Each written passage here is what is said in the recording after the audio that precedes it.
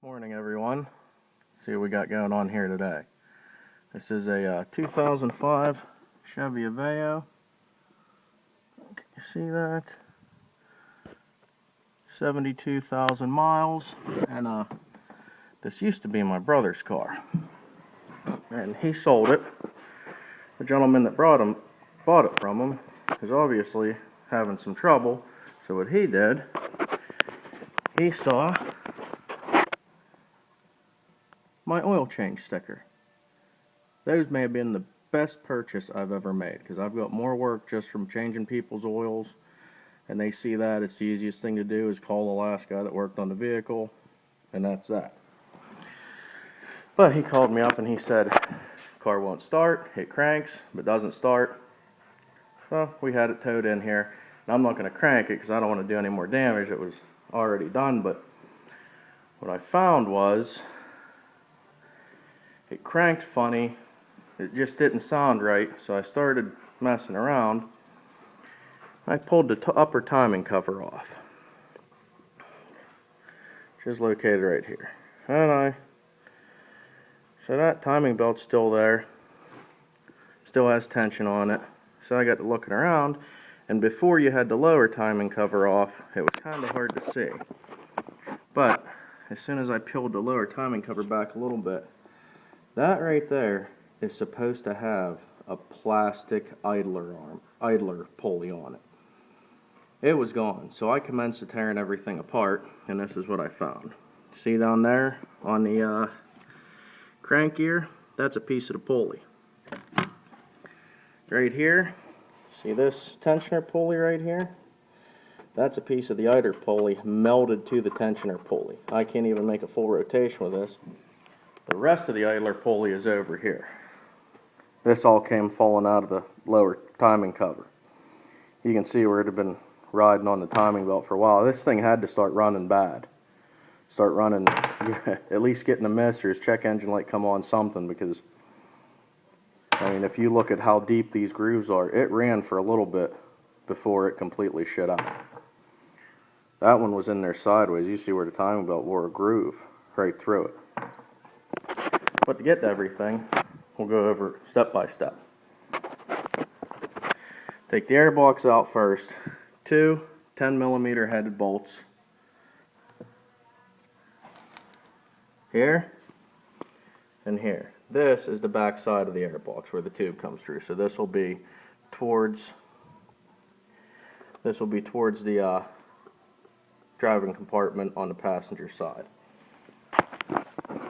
Then take the upper timing cover off, which consists of three 10mm bolts. 1, 2, 3. And if you look at the configuration of it, you figure out where they are, and then you got your hoses that are out of here, and you got to pull some AC lines out of the way. Then you want to take your upper motor mount off, which, let's see if I can shed some light on this subject here.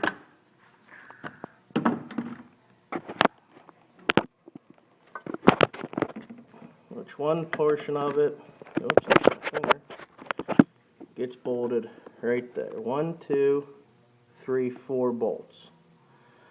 That's the lower part, and then the upper part gets bolted right here, which that consists of 2 bolts for the lower, 3 bolts for the upper, and that's what holds it to the frame and the motor, and then the 2 motor mounts get held together with 2 nuts and 1 bolt.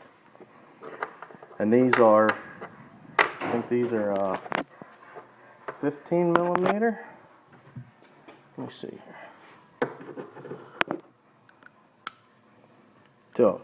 17mm. 3 17mm.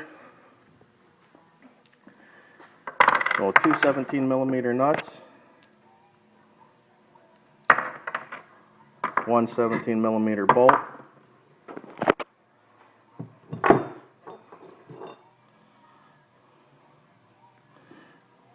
Goes together something like this.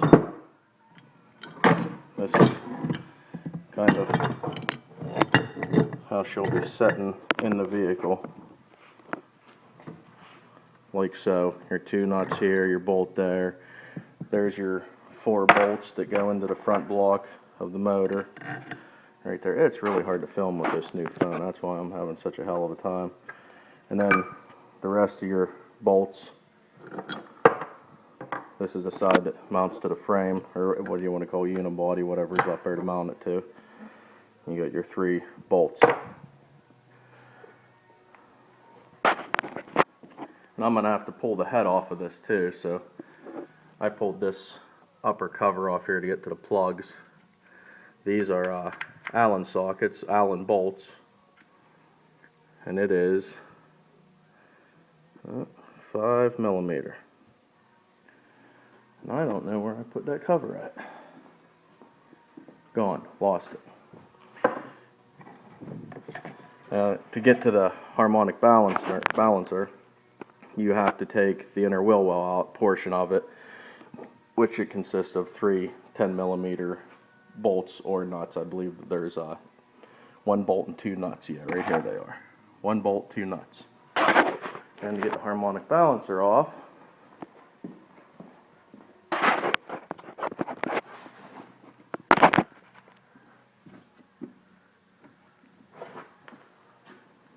where the hell did my light go? Oh, found it.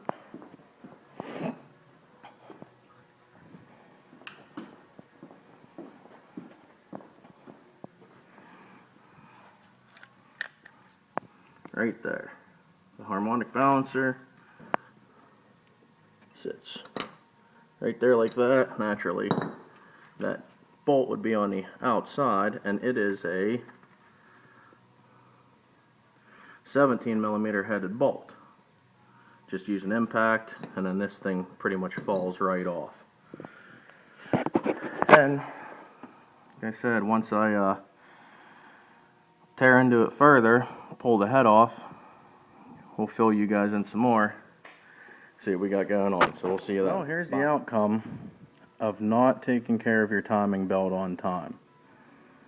You're looking at here is 16 bent valves.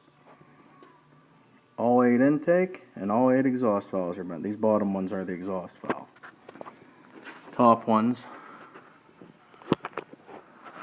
are the intake. Look at that. You can actually see on the valves where the pistons came in contact with them. You can see these exhaust valves here are smashed into the head. Well, the intake ones are too. I mean, the whole head's junk. Let's go over and take a look at the pistons.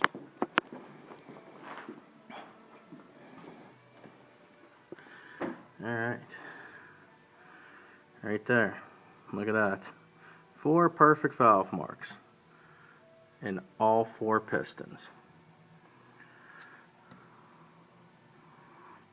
I told the owner his options of slapping a junkyard head on this thing and hoping for the best, or just replacing the entire motor. He opted for replacing the motor. So tomorrow I got to order a motor. That's the outcome of not maintaining your vehicle. Alright, that's about it. Have fun, everyone.